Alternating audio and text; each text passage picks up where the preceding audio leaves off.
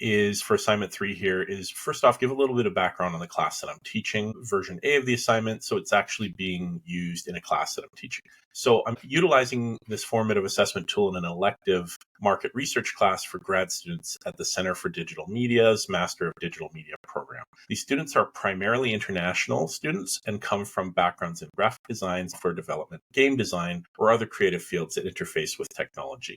Let's dive into what strategy I used here. So the strategy that I used is the minute paper strategy. At every weekly class towards the end of the lesson plan, the minute paper is being used. It's an adaptable, fast, and reflective instructional tool that has been around for a while, where students write brief timed responses to instructor-posed questions to reflect on an instructional theme, provide feedback, and engage in deeper learning. From my perspective, there are a number of principles that I think could apply to this strategy, but the pedagogical principles that I think are most relevant here is active learning. It encourages students to reflect and explain their ideas, fostering engagement and deeper comprehension. That's the main reason why I'm doing this. I really think it's powerful in doing that. Also gives feedback for improvement. So it gives me an opportunity to give fast, actionable feedback on what they say right there in class. So if they're a little bit off in interpreting a concept that I've given them, I can course correct them right away. I also think it's doing cognitive reinforcement. So it helps integrate the knowledge into long-term memory if it's done this way. So I think that's a good thing. And I also think it's important for rapport building because I can personalize replies to help create a helpful and validating learning environment. So this is what my lesson plans look like. I'm starting with a pre-assessment earlier, but towards the end of my classes, I'm doing this post-assessment where I'm asking students, what did you learn today and what questions do you still have? To really see where they've gotten throughout the day. Given that they're in a digital media program and they're quite tech savvy, I'm asking them using an application included in my presentation software called Slido. So let me show you what that looks like here. They scan a QR code and that QR code takes them into an application on their phone. If you can picture this is up on a big overhead screen in my classroom, and then they start typing in things that they have learned. Most of them are doing full sentences. They're displayed instantaneously on the screen in front of the entire class. Their comments are anonymized, even though it's a tiny class of 15 students. You can't really tell who's asking what in this context. Why did I choose this strategy? I picked this strategy because I'd seen it used effectively in other active learning oriented classes that I've attended as a student, specifically PIDP 3220 with Sylvia Gadgix. I really liked the discussion that it prompted with my fellow classmates. It definitely enriched the learning experience for me.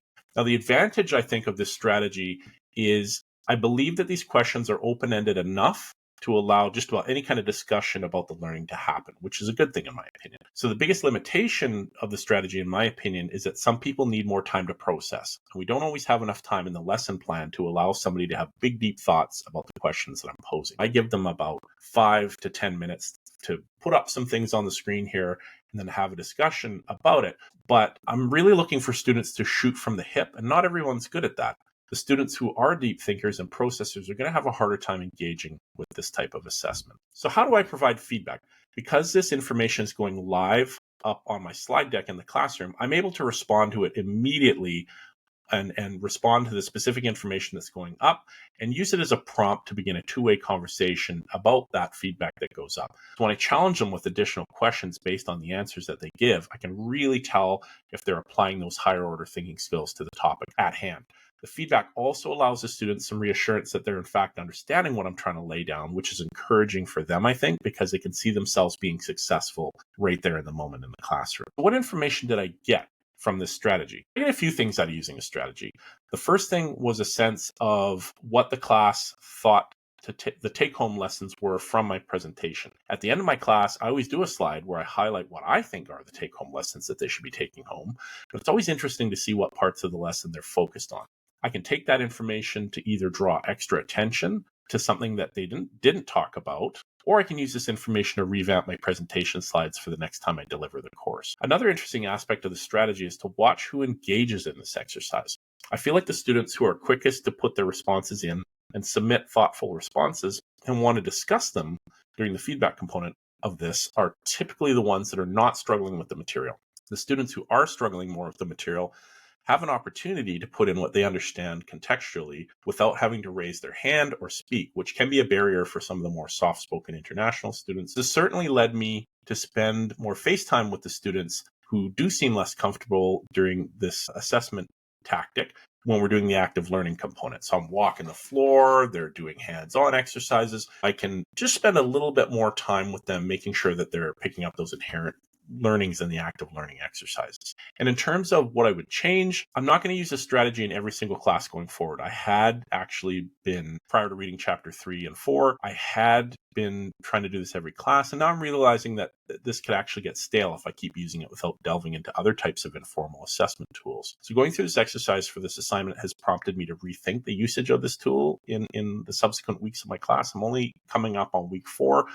It's a 13-week class. I got lots of time to pivot here. I'm delivering the minute paper strategy at the very end of the class between my presentation and 90 minutes of active learning time. It's possible that that gap between my presentation and this big swath of active learning time, they might end up forgetting what we talked about in my presentation.